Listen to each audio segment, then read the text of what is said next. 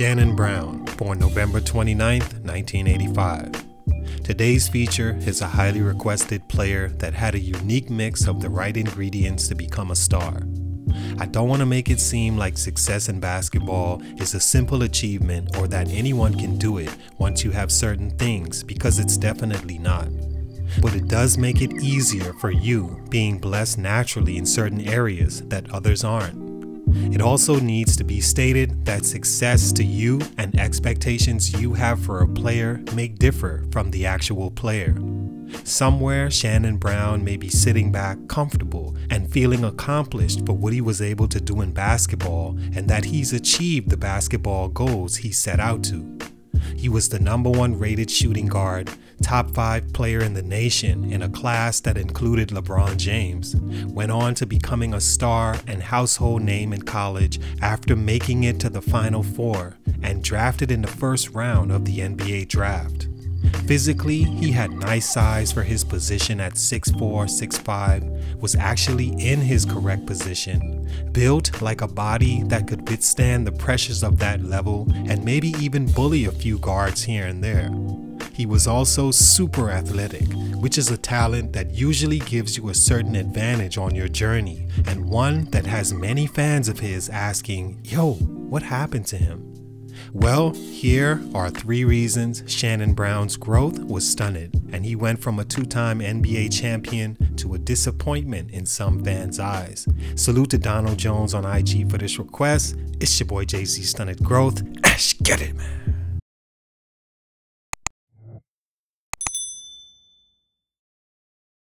Shannon Brown is from Maywood, Illinois, and became a star for Proviso High School next to Stunted Growth alumni D. Brown.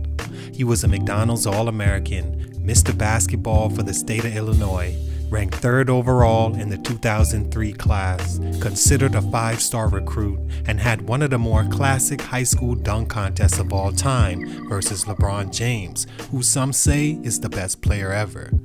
He went on to Michigan State as a sought-after prospect and eventually became a star for the program, taking them to the tournament in each of his seasons and as high as the Final Four as a sophomore, where they lost in the semifinal to eventual champion North Carolina. After spending a junior season in college averaging 17 points and shooting almost 40% from 3, he entered the draft and was taken by the LeBron James-led Cavaliers and went to the NBA Finals in his first season. Stunt #1, your bag. An underrated aspect of making it to the NBA and having success to stick at that level is how well you're prepared for it.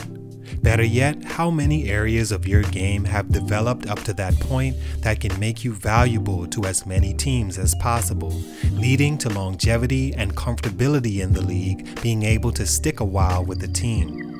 The mistake many make along the journey to the top level is riding their natural talents all the way there while not putting enough effort into their weaknesses. Those strengths are so strong that they can carry that prospect on all levels prior to the NBA, and on some occasions carry them there as well, only to be met with similar talents that have a little more in their bag. Now, to be clear, elements in your bag can carry different weight than others and can give you success and longevity even if it's the only one you have that makes you stand out. For example, elite shooting. Having this in your bag can trump everything else because shooting at elite levels is always needed and proves to be the #1 longevity provider, especially once your athleticism fades. Speaking of athleticism, this bright spot in your bag is usually the most coveted. It's the most exciting aspect that sells the most tickets and gets the most people excited. Everyone can participate in excitement because it's one of humans' natural feelings that everyone possesses. So having this at elite levels makes you more attractive to more people. As you all know, athleticism, unlike elite shooting, fades over time naturally. So when that's gone, what value can you bring to the floor? Shannon Brown is one of the better cases of this in that he had elite athleticism, which made him an entertaining offensive player, able to shine as an amateur, and elite defender on that level. He was also a pretty good shooter in college and spurts in the NBA. One thing I think was missing from Brown's bag was aggression to see his strengths turn into advantages. Brown, even in college, has not been a lot of things you would expect when you see him on the floor or on paper. One of those is the mentality to dominate with his talents. A lot of that is natural personality, but also can be instilled in your game if focused on. At State, he was never an explosive scorer, even though he had the tools to, and he was never the rebound or assist guy that he could have been, even though once again he had the tools to. Joining the Cavs, I think the team expected him to give them that punch in those areas next to LeBron, and he just didn't have the personality or the developed tools in his bag to be that. It cost him to be traded in just year 2, sent to the D-League multiple times, and become a journeyman across the NBA when he could have been a star. What's in your bag? How many special things can you do that'll make you stick? Stunt number 2, the typecast.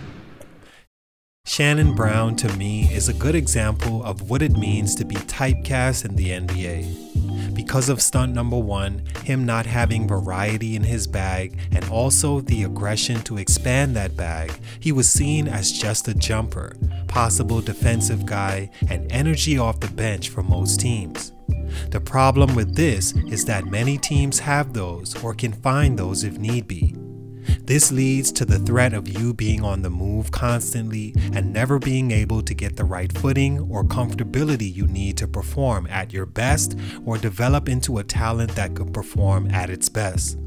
In just his second season, he was traded to Chicago because the team either didn't get what they expected as a player they could plug in next to LeBron James, or because they saw other players that better fit and jumped on the opportunity. One reason he didn't fit next to LeBron is because needed at the time and fit with LeBron's skill set is a wing that can knock down open shots, run the break, and is aggressive enough to go for his and give James a break here and there.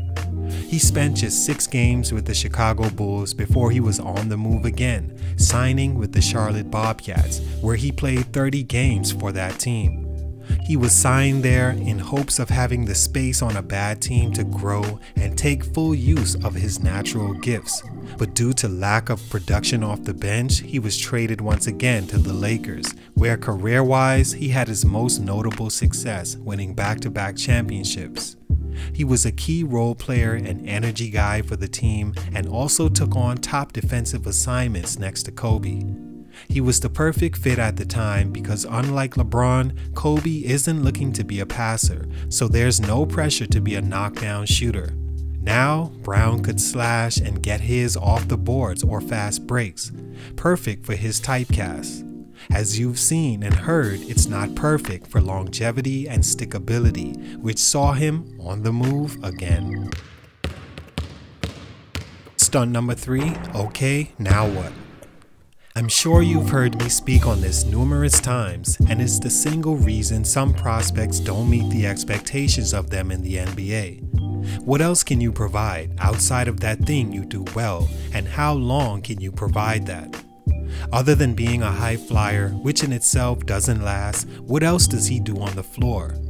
Now, don't take that the wrong way. He still made it to the league, played a good amount of years, and saw some team and individual success. But when teams are looking at it, I'm sure that's a question they'll have. Is he a scorer? Well, at times. After leaving LA, he signed on in Phoenix and averaged a career-high 11 points a game in year 1 and 10 points a game in year 2 and had the most starts of his career, proof of opportunity. But looking at his career dating back to his Michigan State days, he's never really rebounded, assisted, blocked shots, or got steals, and his shooting wasn't really anything to talk about. So then, what is the value in the long term? Sure, we can take him now and excite the crowd for a few games, but what's the long goal plan for a player like this? Answer is, there aren't any.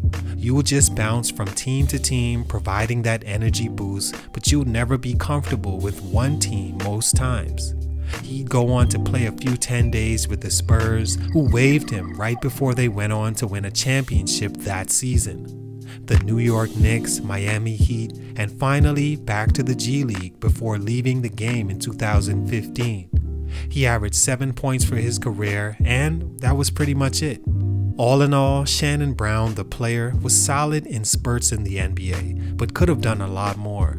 He had a lot of the tools to do so, but the wrong mentality and aggressive nature on the floor or in developing his game, and that cost him eventually.